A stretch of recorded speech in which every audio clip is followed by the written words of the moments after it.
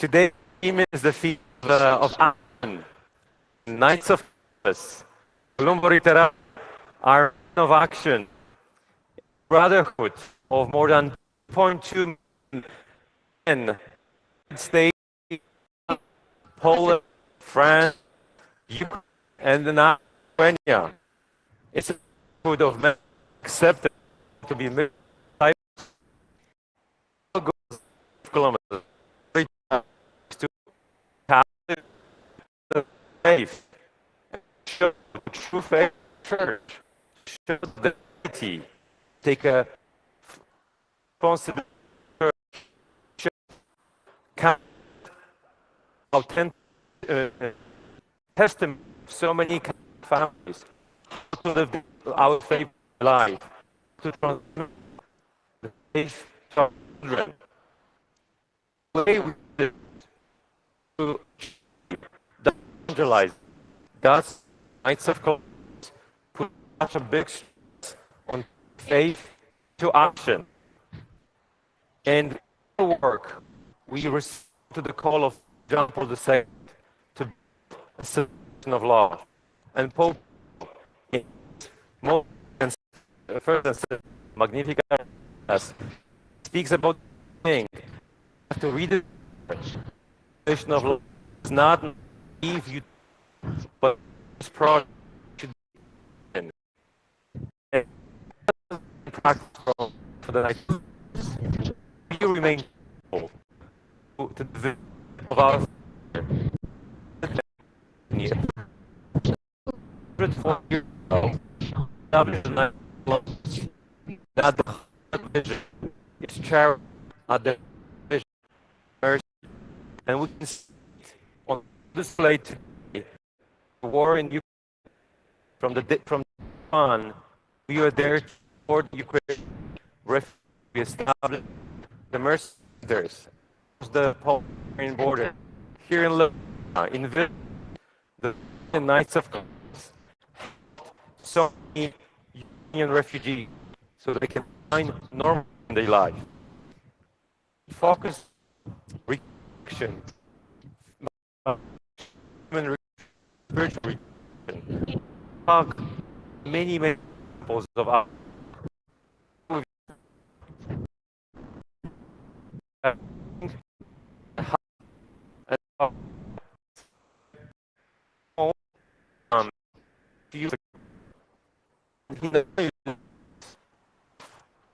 also lost back, and today we have him with prosthetics, can stand up over his feet, and all of his. This is the way we show charity lives. When people see this example, they get transformed. They unchanged, and then Knights of Columbus upon themselves, and we can mission. Last year, we all more than 100 million for giving. But the story that I want to tell, when I travel a lot, people ask me how kids are doing. Very often people ask me, small talk. But when I admitted more than 5 nights, he asked, how did you say that the moment we young men a sense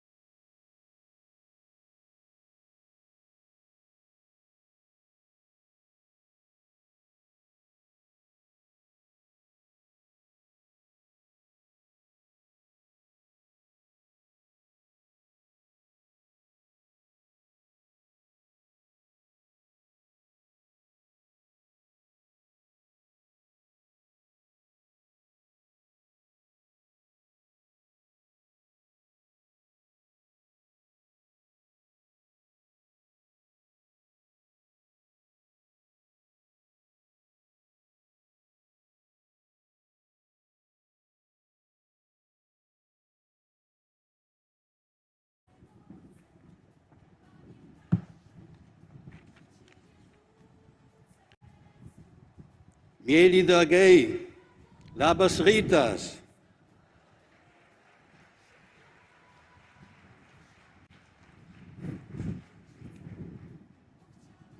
Ešne kalbu lietuviskei, atsiprašau.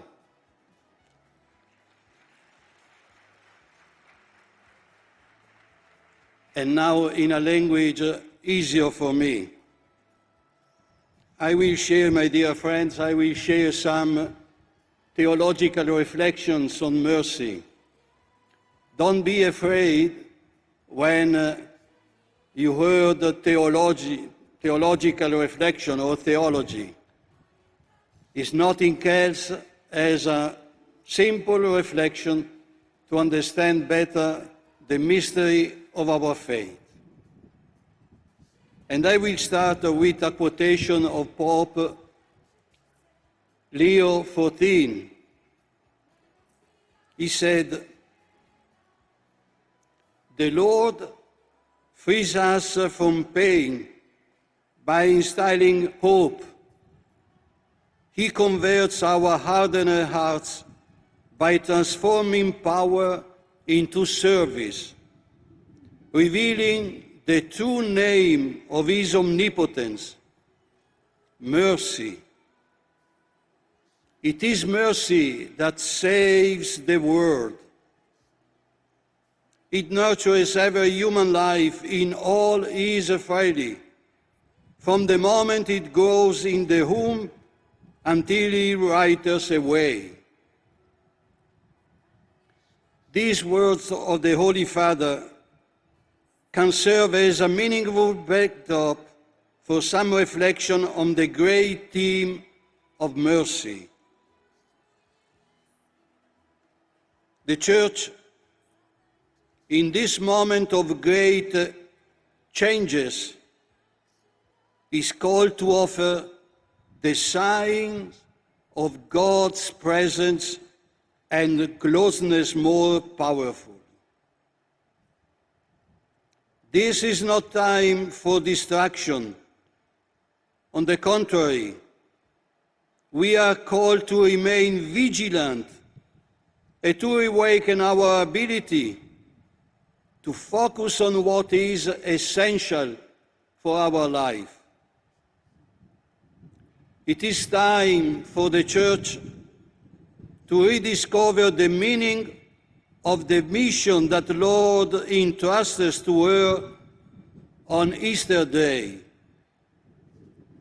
to be a sign and instrument of the Father's mercy. My dear friends, mercy is not just another word for the believer. On the contrary, it expresses the very heart of revelation and remains the archetype of the entire preaching of the Church throughout its 2,000 years of history.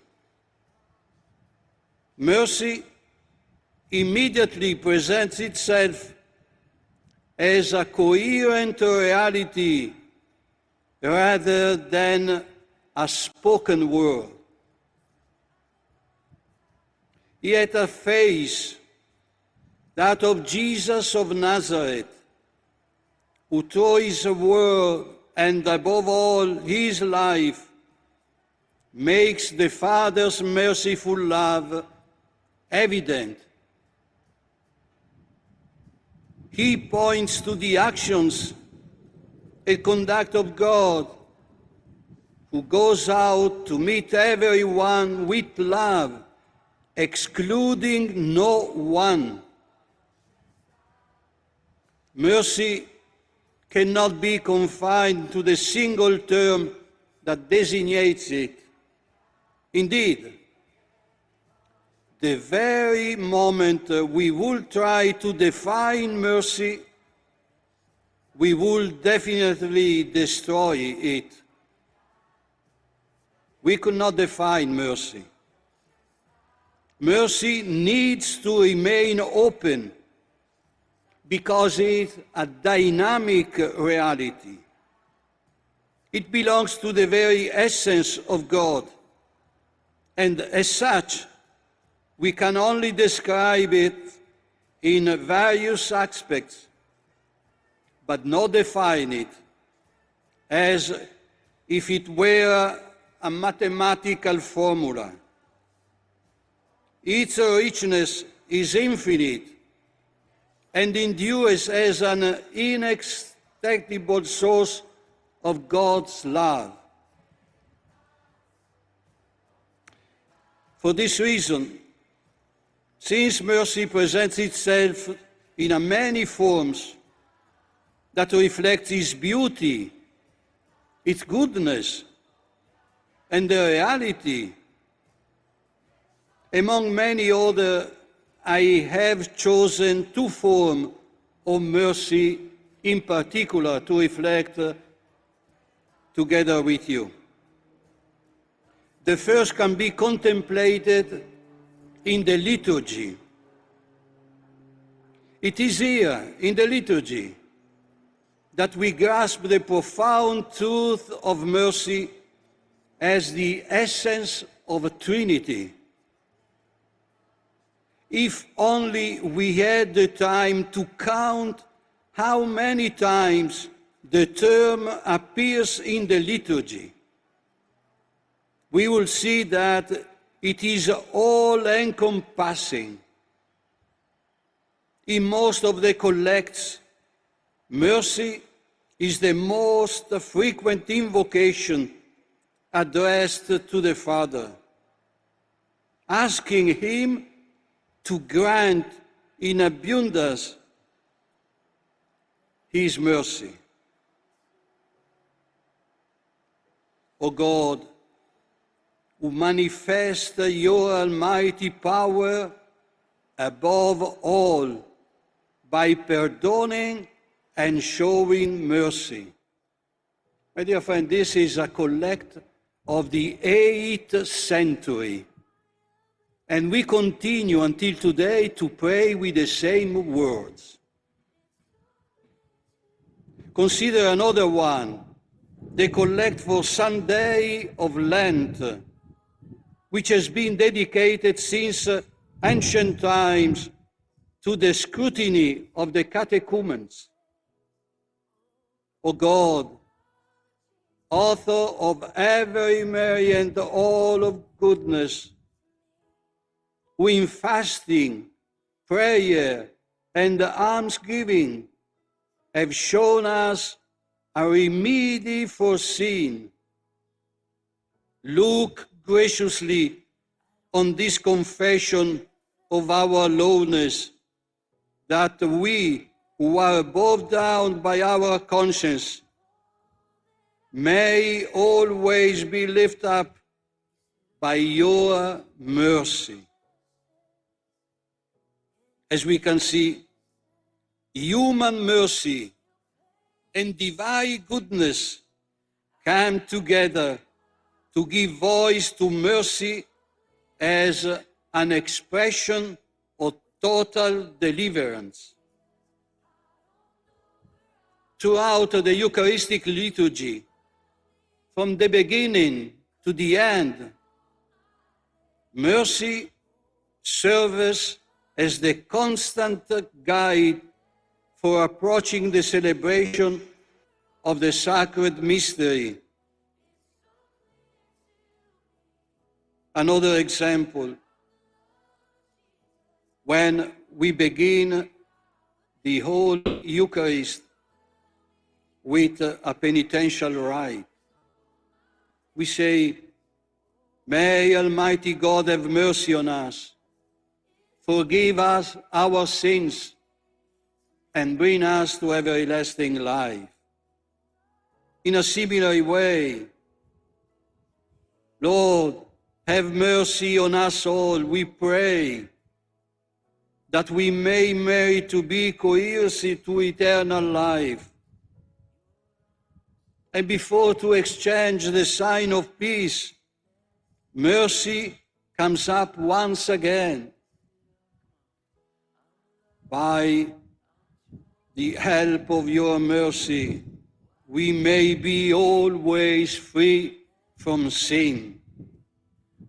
In short, mercy, far from being a mere invocation, is the backbone of liturgical prayer.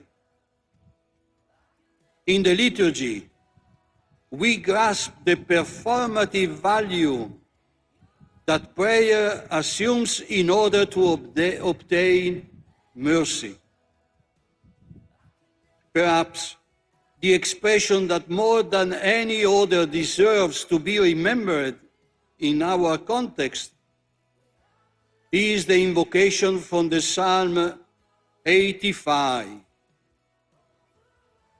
Show us, Lord, your mercy. Grant us your salvation. In every liturgical celebration, these words truly come to life, become concrete. In this psalm, the fundamental elements that make up mercy are once again highlighted. Forgiveness, conversion, salvation, peace, glory, love, truth, justice, goodness. All of that are invoked by the psalm to express the joy of the gift of divine mercy. So, when we celebrate the sacred mystery of our faith, my dear friends, please put attention how many times there is the word mercy. And we can pray better. We can have a more deeper understanding of what we are praying. John Paul II was, in his writing, justified this invocation during the liturgy. He wrote, "The Church professes the mercy of God. The Church lives by it in her wide experience of faith and also in her teaching, constantly contemplating Christ, concentrating on Him, on His life and on His gospel, on His cross and resurrection, on His whole mystery. The Church lives an authentic life when she professes and proclaims mercy." End of quotation. Therefore, in the liturgy, we enter into contemplation of God's mercy. In the silence of listening, we perceive the power of this mystery that comes to us.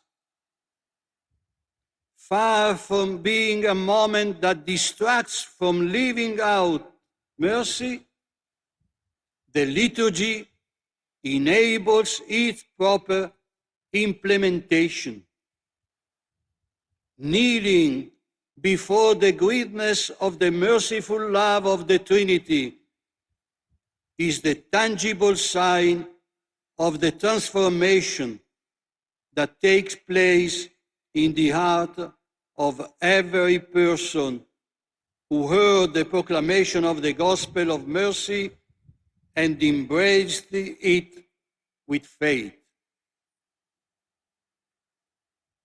A second aspect of mercy is expressed in the lives of believers. Certainly, the snare of sin is always lurking.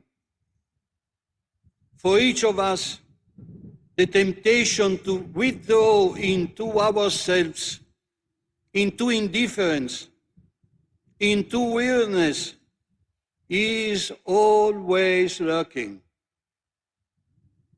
Yes, we know that mercy acts of the restless heart of which St. Augustine spoke. It leaves no one at peace until they have become an instrument of mercy. How many times we heard Pope Francis saying, wherever there are Christians, everyone should find an oasis of mercy. It should be just that, my dear friends. Our witness must be permeated by the mercy with which we profess the faith, which make us a disciple of Christ in love. And love becomes evident, and the hope is proclaimed. Mercy is not an abstract word, but an act, an action, a concrete sign that is lived out. The works of mercy, as we know, are infinite. They are not limited to the 7 corporal and 7 spiritual works we know. Mercy is fruitful, and for this reason we must interpret them in the light of our times and devise new ones. I ask several times to myself, how today can be interpreted the work of mercy, clothe the naked? Well, right at the beginning of Genesis, we find Adam's lament. I heard you in the garden, but I was afraid because I was naked, so I hid. Chapter 3 of Genesis. In this moment of distress, following the sin that ruins the relationship with God and interpersonal relationship, the Father's mercy immediately comes to the rescue. The book of Genesis remarks, the Lord God made for the man and his wife garments of skin with which he clothed them. Beautiful, emotional. Perhaps this is precisely the first reference to God's merciful action, which relieves Adam and Eve of the embarrassment of their nakedness. It is not they who clothe themselves. It is God who provides them with clothing. Think about that. The action of mercy doesn't come, first of all, from us. Comes as a fruit of God's mercy. The hiddenness caused by nakedness, which created isolation, fear, shame, is covered and overcome by the garment that restores a social presence. The message, my dear friends, is very clear. Clothing the naked today means restoring their dignity. I was naked and you clothed me. Challenges to us to identify the new forms of poverty and social marginalization that prevent people from having dignity and human dignity. Certainly, not having a job, not having a home, not having a fair wage, be discriminated also for our faith. All of us understand that people in this case doesn't have dignity. In the same vein, we should examine the spiritual work of mercy. How can we live out today the work that calls for admonishing sinners? In a cultural context like ours, where individualism caused us to close sight of our responsibility towards others, how can we help people understand the lack of social responsibility that now pervades so many areas of public life? How can we help someone who is making a mistake understand that by following this path, they are not doing good, much less fulfilling their personal identity? How can we overcome the relativism that surrounds us? In short, as we consider the works of mercy from every angle, we are driving towards a more active interpretation so as to make them relevant, concrete within the changed social and cultural conditions in which we find ourselves. My dear friends, we can never grow accustomed to mercy. Just as mercy cannot be defined, so too it cannot be confined to an hospital, a school, a soup kitchen, or a shelter. No, mercy is rather a restless heart that continually seeks the face of Christ in that of a brother or sister and does not give up until he has made them merciful.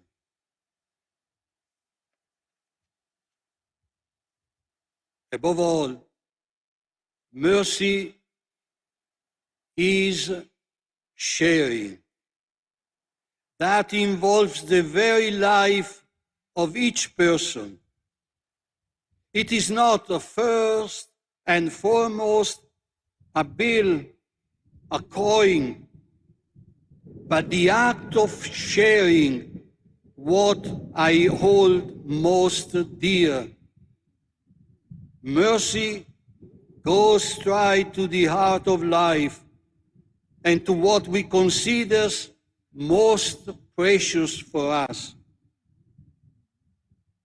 We need to touch the flesh of Christ.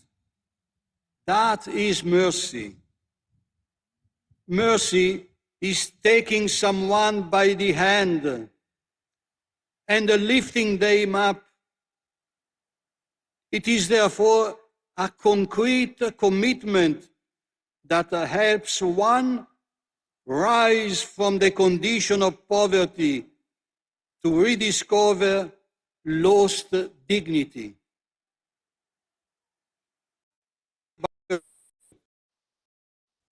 See,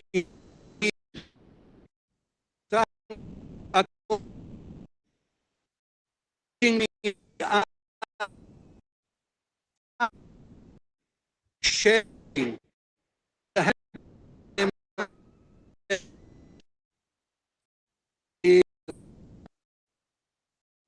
the trade that South mercy to conclude.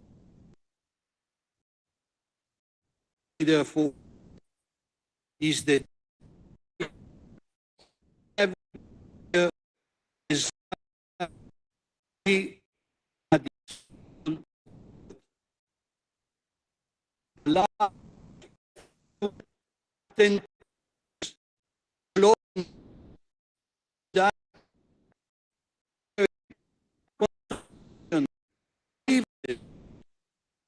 that what is dying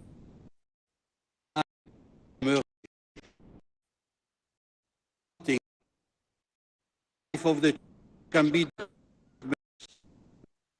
the church credibility in evangelizing the path of merciful the help, but mercy. This is expressed in offer of forgiveness. In a time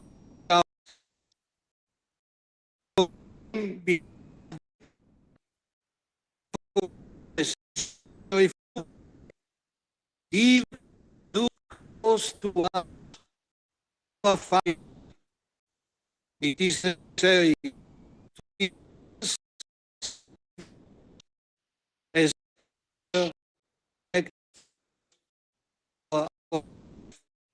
and restoring joy. The church has been invested with the ministry of reconciliation. It is this proclamation the world can be allowed who gave for the nation to a message of reconciliation with the church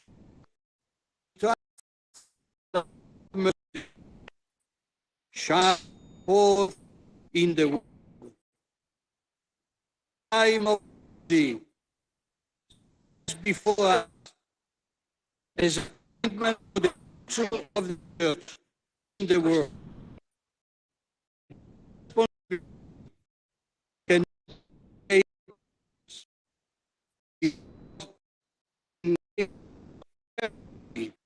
everyone of us, dear friends, it with great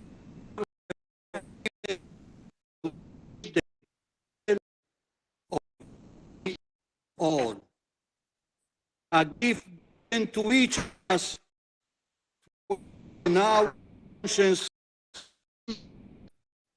and our that opens to share concrete common brought out by God in the incarnation you.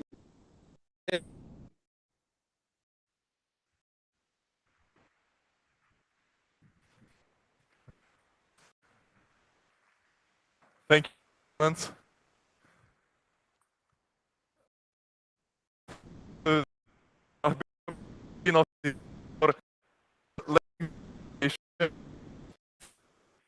we must bear this in mind, that all the acts of mercy are the expression of inner relationship with Jesus. How will his testimony, someone who has chosen to do works of mercy, where Tatiana, the president of and coordinator of and Aryan during the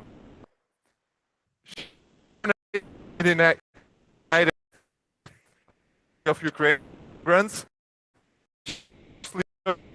both her professional and personal life, Ukraine, working in those relations, recovery of society, the war. It's a test that mercy vision stand with those who suffer, especially when it costs the most. Please welcome.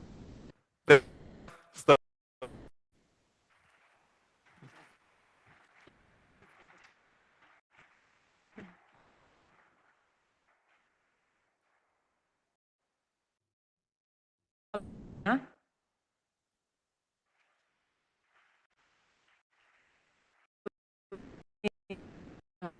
I'm from Ukraine and I've come today from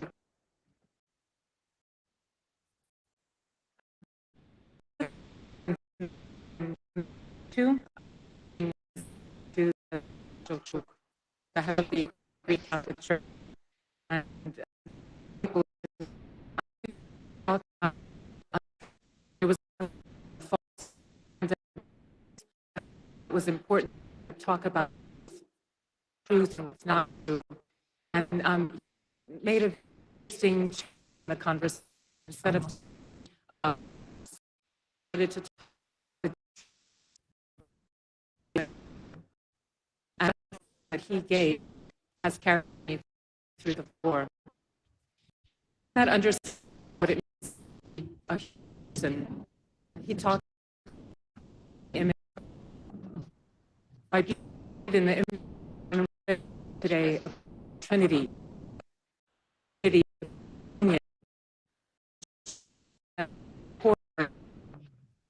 For and ourselves in the best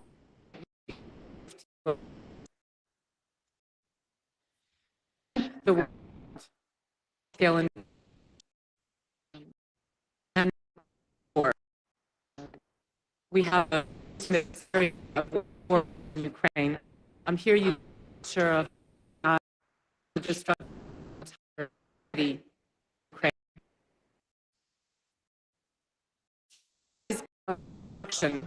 But it's not only a crisis of political crisis. It's very core. Also,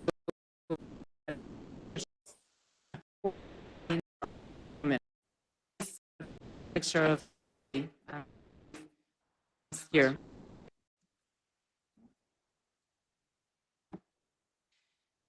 So I say that at communion, this image that's been the very core we are. Here, people and the very of the war, culture from they were trying to shape.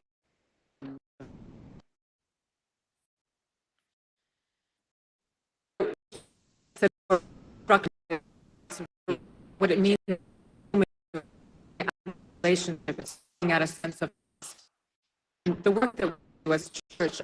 My colleague, someone mentioned here today, through our solidarity, we restore beings human.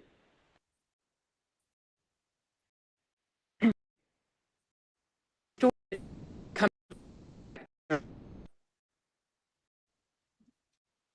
what does this look like in this space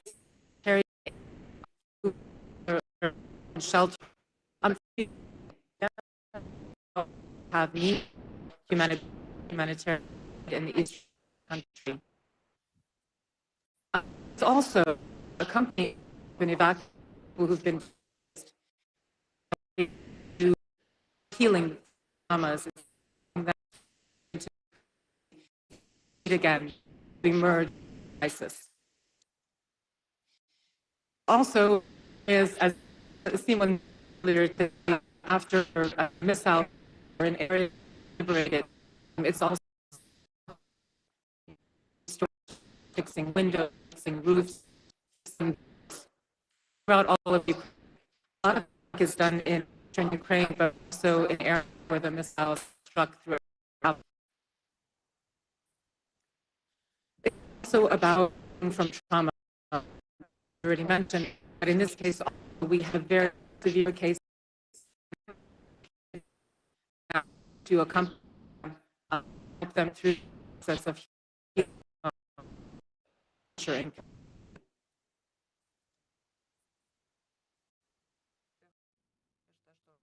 And at the core of this, you all know, all of your is action, is heart being to help. It's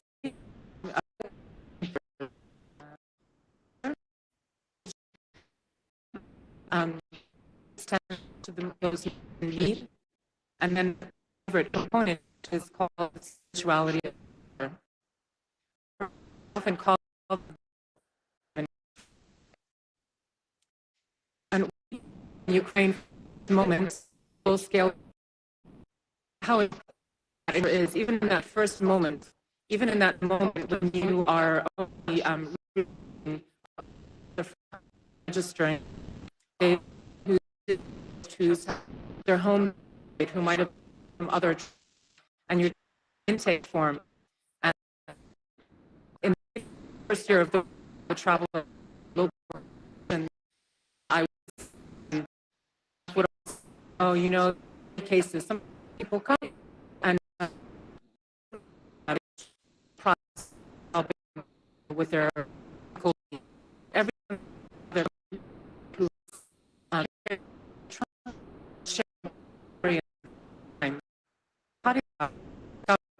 moment, first moment, encounter moment, being able to your story with somebody who's listening on the other side.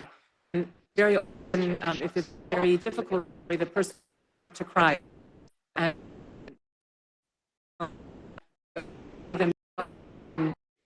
also, and the whole group, and I always is that first moment, the first moment of the road to healing. So that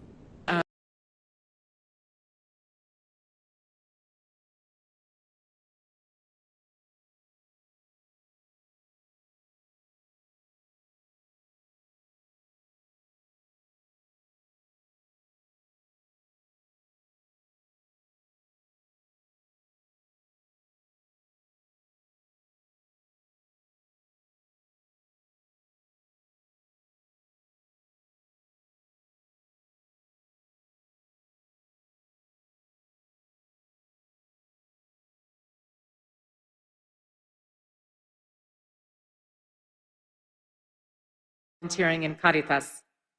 And as a result, 40% of our volunteers in 2022 were people who had been displaced, who had come to receive aid and then turned around, came back, and helped the next wave of people who were displaced. This has been such a powerful experience for us, and I can share the story of Oksana from Chernivtsi. She was displaced twice. The first time in 2014 when the war started, she was displaced from Donetsk to Mariupol.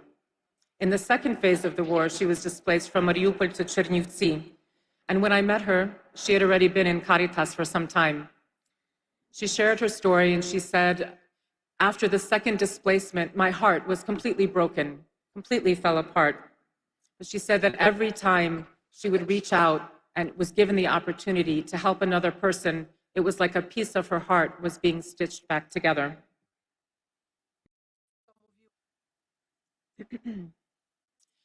So just a few comments and this opportunity also, as I have a wide audience in front of me. In that first year of the full-scale invasion, it felt as if all of Ukraine, and not just Ukraine, all of Europe and all of the world were Caritas. We felt so strongly the support, the love, the prayers that were offered to us, and I wanted to take a moment to say thank you to each of you for every effort that you made, whether it was in prayer. Thank you.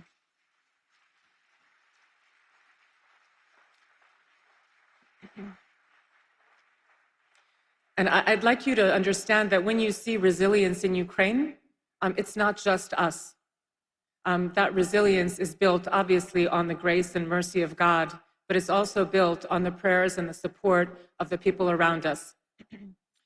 And again, one of the things that we have discovered is how much in a crisis, all these things that are in you are revealed. Yeah, a crisis reveals our true nature.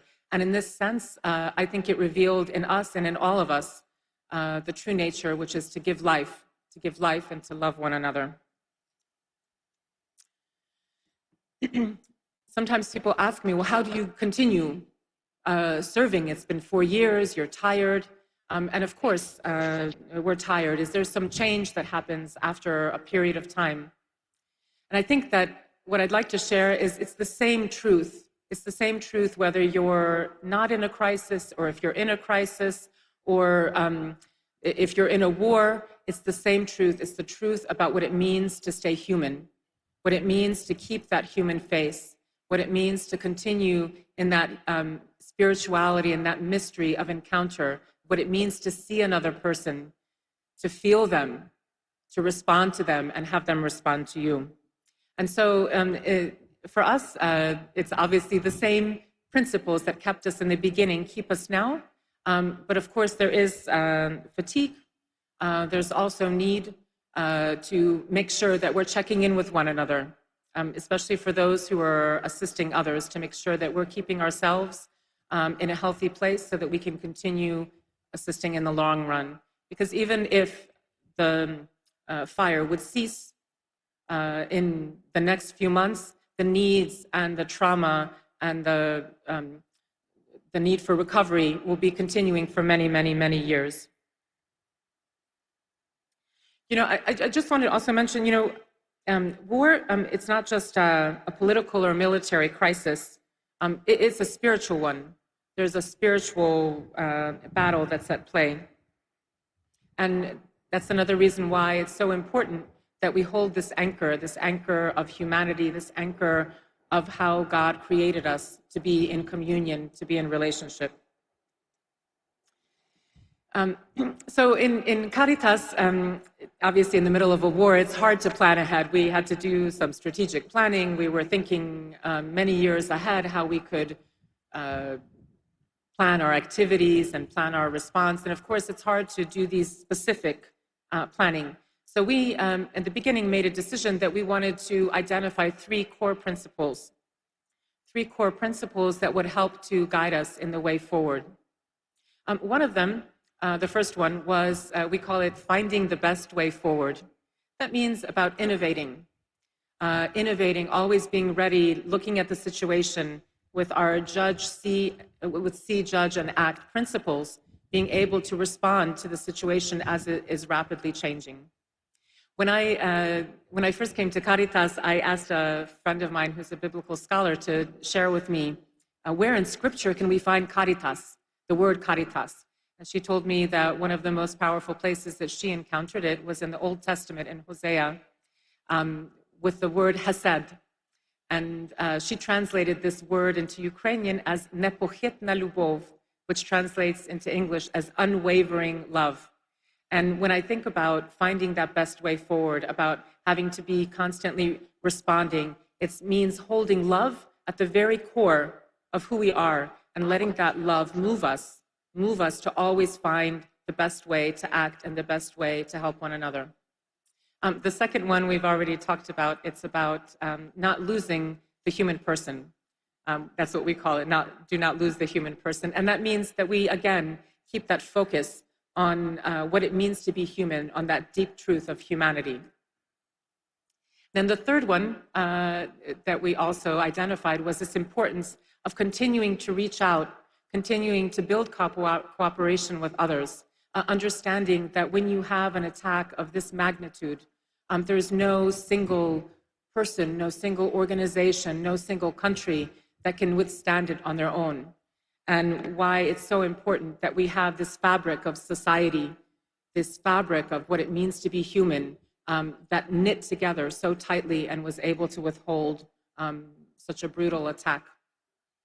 And so again, this importance to constantly be reaching out, sharing, exchanging, and finding hope when we're acting together.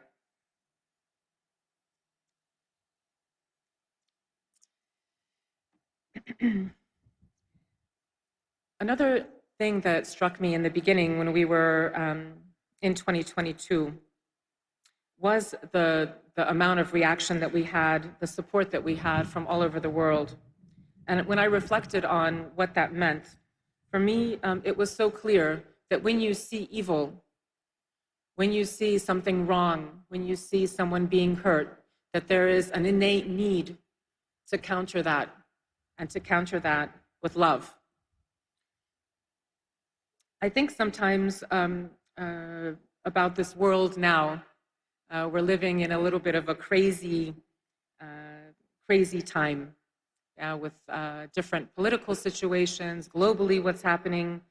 And in Ukraine, we wanted to share this message of hope with you, because we have learned that our solidarity, both inside the country, but also our solidarity with you, our desire to reach out, to create communion, to create space, to create relationship, is what keeps us anchored in being human. In fact, for us, this holding on to being human is like a life raft in an ocean that we're holding on to. It's providing that foundation that's going to allow us to keep moving forward. My colleagues earlier mentioned civilization of love, this vocation that we have to love. Archbishop mentioned before the mercy that saves the world. And I think in Ukraine, while we're carrying this, I can't say that we're not tired and that we're carrying pain, but we find hope. We find hope by action. And I can share the story also. I remember there have been certain moments during the full-scale invasion where my hope was shaken. For example, when the Kakhovka Dam, I don't know if you remember, this was still in 2023, the Russians blew up the Kakhovka Dam and whole areas were flooded. It was a crisis within a crisis, a humanitarian crisis. And I remember waking up that morning and thinking, what now? It felt almost as if it was too much. And I sat for maybe half an hour and I thought, and I meditated. And then I picked up the phone and I started calling people, and we started talking and we started brainstorming. And together, through our solidarity, we found a way to start to act and to overcome the crisis. And with that, almost step by step, every time that there's a new level of crisis or a crisis within a crisis that happens in Ukraine, we find our strength by acting together, by holding out our hands, by reaching out, by planning, by sharing with you, and coming here and sharing with you also the reality that we're living. So with that, I'd like to thank the organizers for having given me this opportunity to share a little bit about what that we've been experiencing in Ukraine, a little bit about what we see as the core of has kept us resilient, has kept us in the view of mercy, has kept us in the view of the image of God, as we were all created to be in communion, this relationship that's the core of who we are. So I hope that this message of hope carries you also, carries into your hearts, and will help us to continue to move forward, to continue seeing one another, standing in solidarity together, and helping one another. Thank you. Thank you. Thank you, Tatiana. Thank you so much.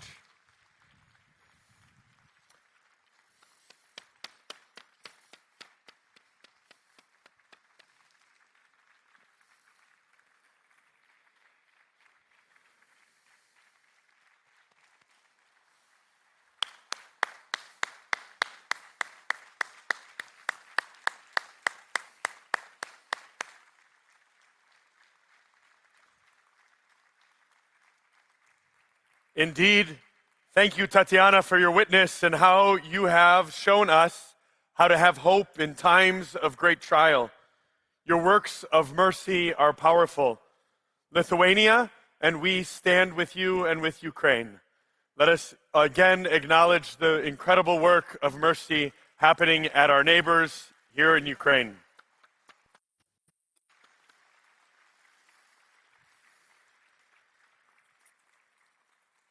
My friends, it's my honor and pleasure to introduce our next speakers, David and Catherine Mackey, who are both judges from Scotland, who bring their extensive legal expertise into active work with social and justice initiatives.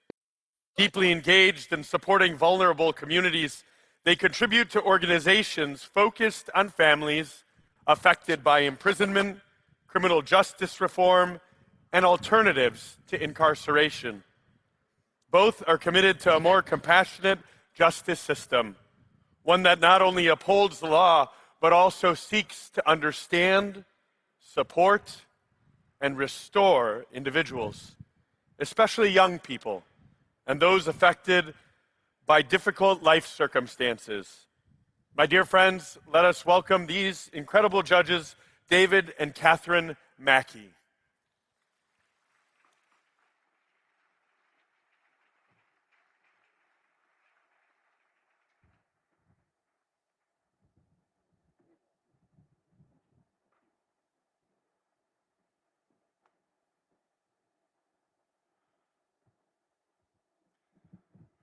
Well, hello, everyone.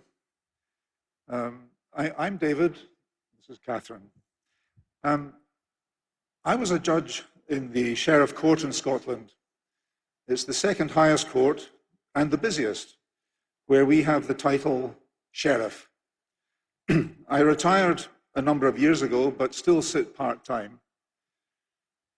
I am, though, nearing the end of my judicial career, and can look back with some reflection on the changes we have lived through during the last 25 years, and how we can bring compassion and understanding to our decision-making and to make mercy a coherent reality.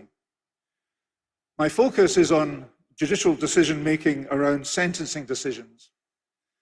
I learned early in my judicial career that the vast majority of people who appeared in front of me did not do so because they were bad people doing bad things, but as a consequence of their life circumstances. When I observed from reading social work pre-sentence reports that some people really had a rough start in life, I did not realize that I was recognizing the impact of childhood trauma and adverse childhood experiences. I was reading one social work report after another, informing me about absent fathers, domestic abuse, sexual abuse, parental mental health and addiction problems, witnessing violence, incarcerated family members. The list goes on. These are all recognized adverse childhood experiences. I began to understand better that when young people are exposed to chronic toxic stress, it can disrupt healthy brain development and lead to severe long-term physical, mental, and behavioral problems.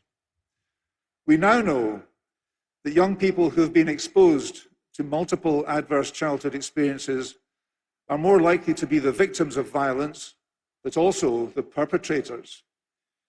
That in Scotland, 80% of prisoners have experience of at least one adverse childhood experience, and more than 50% more than one. My personal instinct was, even in those early days, that in many cases what was needed by the person I was sentencing was help and support, not imprisonment and punishment. And increasingly, that approach was supported by research and evidence. The sheriff is often confronted with the difficult decision whether to impose a custodial sentence of imprisonment or a community-based sentence. When is it appropriate to use prison, and when is it better to allow someone the opportunity to remain in the community while addressing their criminal behavior? We need prisons. Of course we do. There are certain individuals whose offending is so serious and abhorrent that only a prison sentence with the punishment and deterrence that imposes will be appropriate. There are some who represent such a danger to the public or individual members of society that for safety they must be confined in custody. But many people in Scotland, too many people, are in prison who should not be there or do not need to be there. We have known for decades that short prison sentences do not work. Yes, they offer punishment and societal disapproval, but only short-term protection of the public or individuals that is not effective at deterring offending behavior. They do not provide opportunities to the person who has offended to make amends. Short custodial sentences often fail to achieve the aims of reducing the likelihood of further harm and holding people to account in ways that change behavior, which are so essential in addressing the needs of the victims of crime. Fundamentally, though, short prison sentences often have a negative impact on the very factors that can help people to desist from crime, including family relationships, positive peer associations, housing, employment or education, and access to health care and welfare support. They temporarily incapacitate rather than build capacity to leave crime behind and live well in the community. Evidence suggests that in Scotland, short-term custodial sentences can contribute to higher rates of reoffending. The latest statistics show that reconviction rates within 12 months, this is the year 2021 to 22, for community payback orders was 28.4%, compared to 42.8% for people released from custody. Indeed, the shorter the sentence, the higher the reoffending rate. The reconviction rate was 52.6% for prisoners sentenced to 1 year or less, compared to 26.2% for over 2 to 4 years. In recognition of these factors, the Scottish Government introduced a few years ago a presumption against custodial sentences of less than 12 months.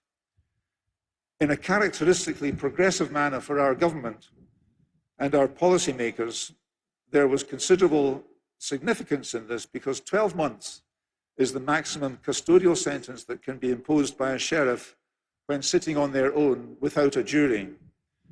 And so the Scottish Government was saying to the world that in our country, for this level of crime, custody is no longer the automatic default sentence. It has not worked, unfortunately. The most recent statistics for 2023 to 24 show that 73% of sentences are for less than 12 months.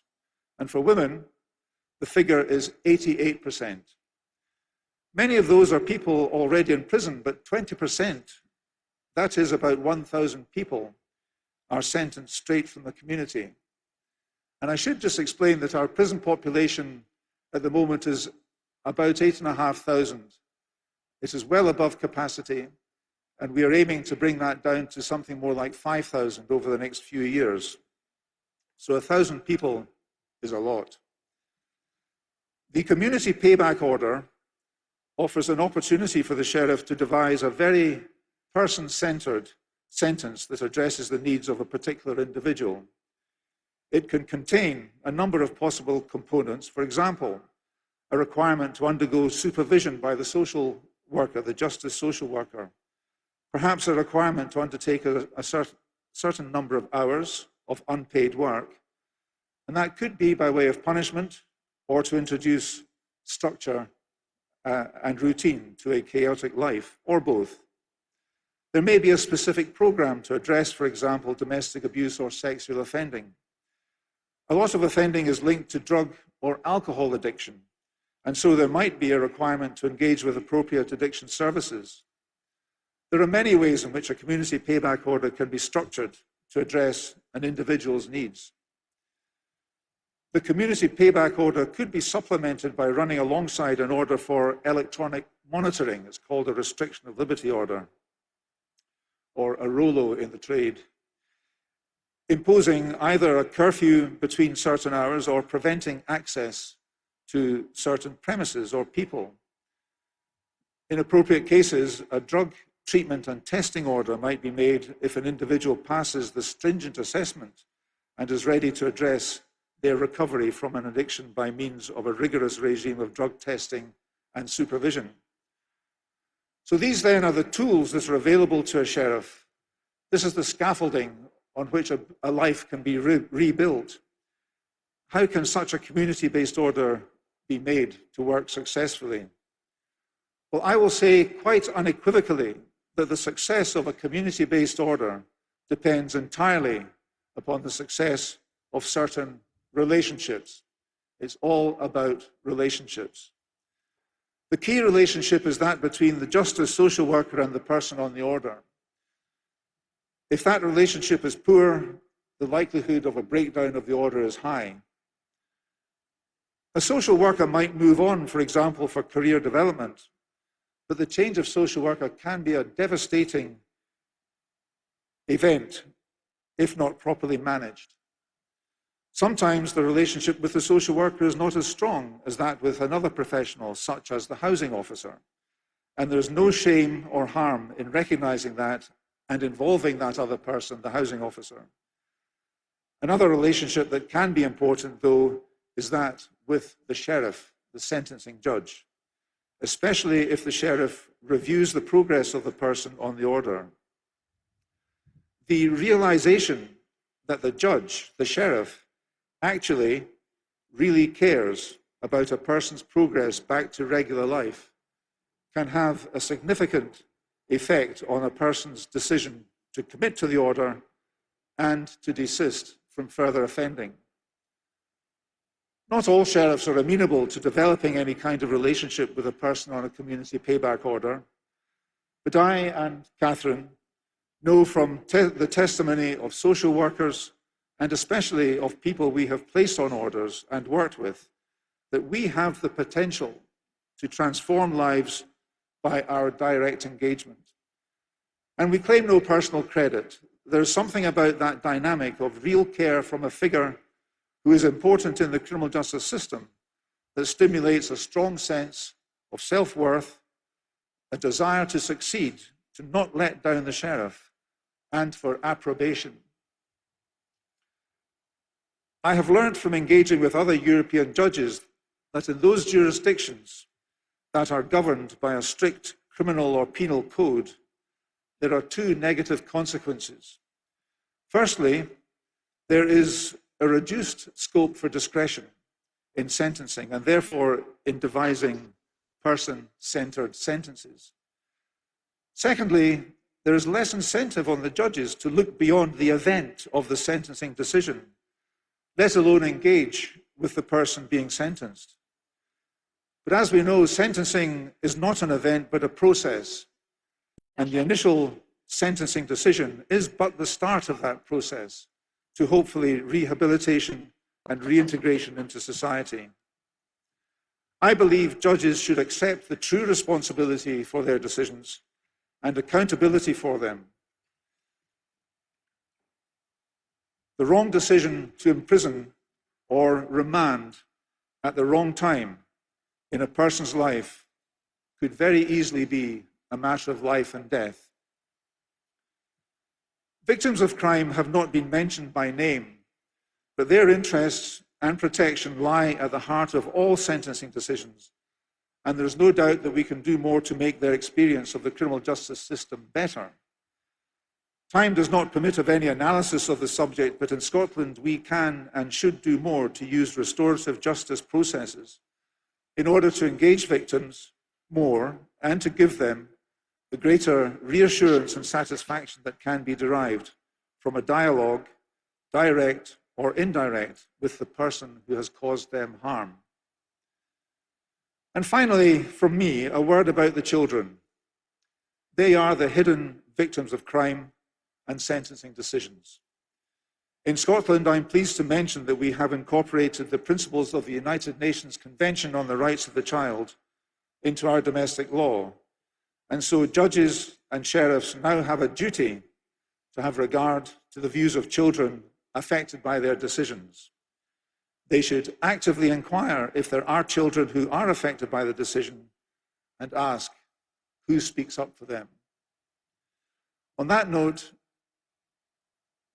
I'm going to hand over to the real Sheriff Mackey, Sheriff Catherine Mackey, who will give some further insight as to how mercy plays a part in our decision making. Thank you.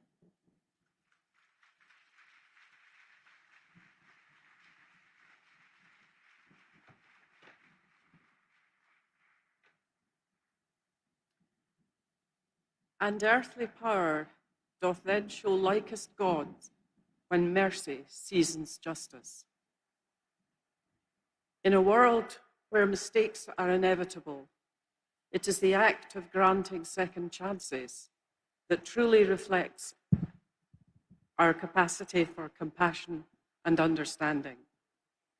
When we offer forgiveness and allow others to rise again, we nurture hope and encourage growth, reminding ourselves that redemption is always possible for those willing to learn and change.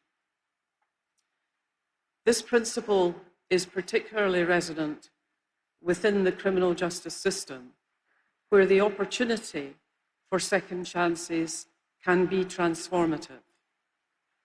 Programs focused on rehabilitation rather than punishment, such as comprised in the community attack orders, which David has described, acknowledge the potential for individuals to reform and reintegrate into society.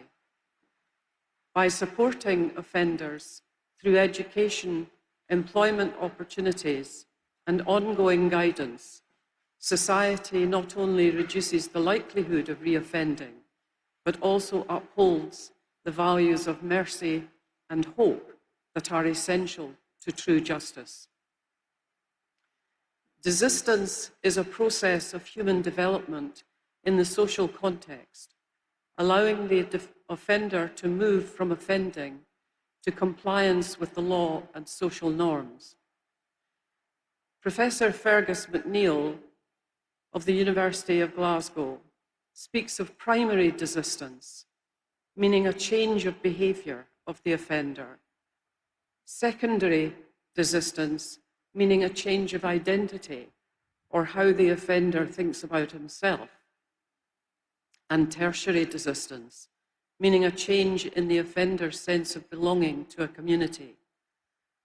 Long-term change depends not just on how one sees oneself, but also how one is seen by others and on how one sees one's place in society. Desistance is a social and political process as much as a personal one. No amount of personal change can secure desistance if change is not recognised and supported by the community. That is, by showing mercy. Chris was 21 years old when he was convicted of attempted murder.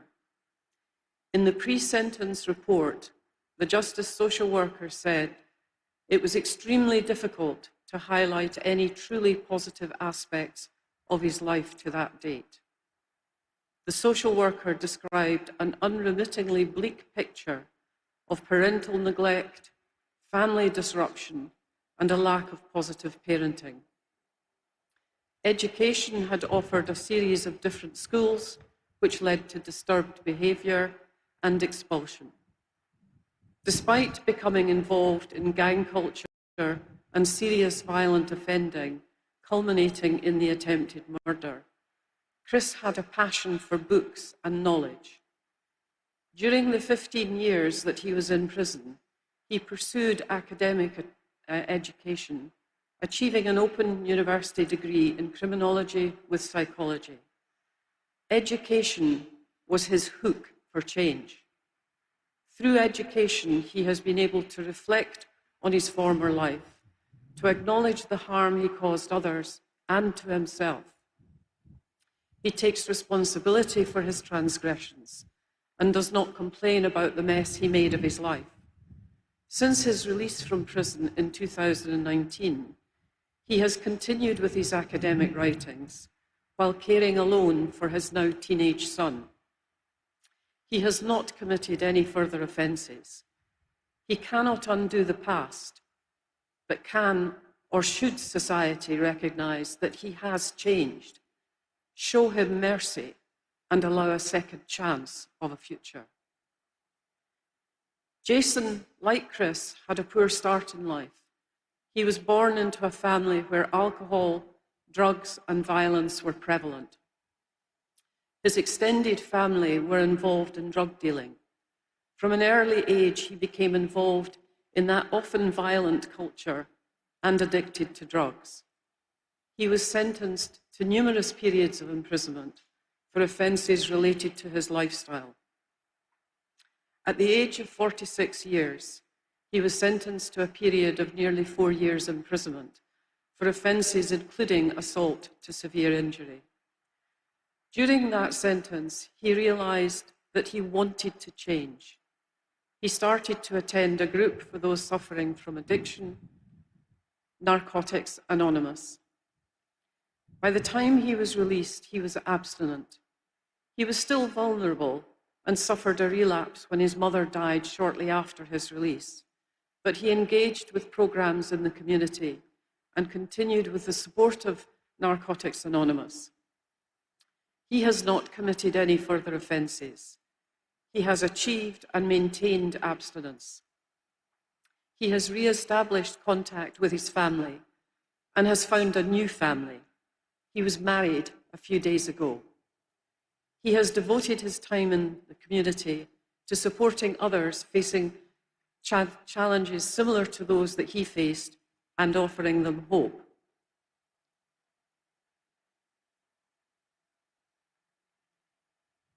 Like Chris, Jason cannot undo the past or the harm that he acknowledges he caused, but he can be shown mercy and allowed a second chance of a future.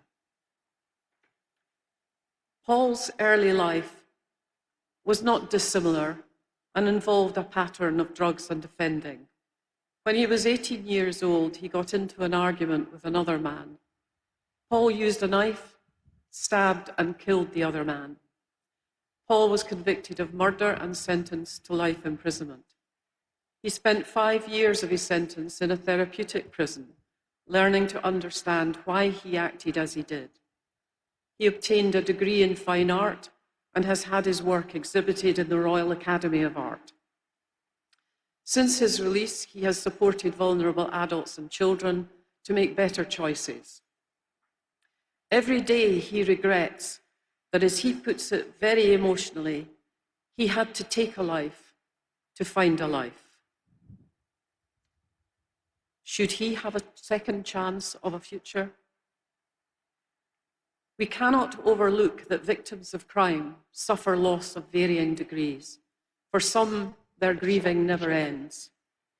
David has spoken of the restorative justice process, which can offer victims of crime a better opportunity to feel involved than the criminal justice system allows at present. Alva suffered a horrific sexual assault by a stranger as she walked home. The perpetrator was apprehended, tried, convicted, and sentenced to imprisonment. He was released after 9 years. After his release, Alva initiated a restorative justice process. She met with her assailant, having prepared what she wanted to say to him. She had tried various forms of recovery, but decided that a face-to-face meeting was the only way to regain the power that her assailant had taken from her. It wasn't really about forgiveness, but the process allowed both Alva and her assailant to reach an understanding about why and what had happened. It gave Alva a sense of closure and a second chance of a future without fear. I commend to you the film of the meeting in which Alva had the courage to play herself. One of the purposes of sentencing is rehabilitation.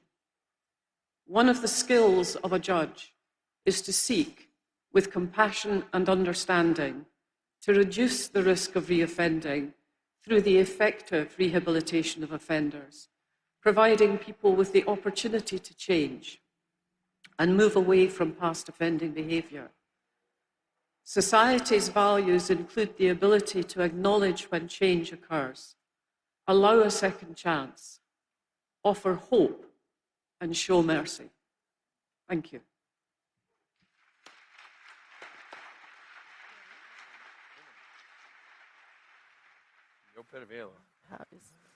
Thank you, David and Catherine. If you Thank you, friends. Thanks.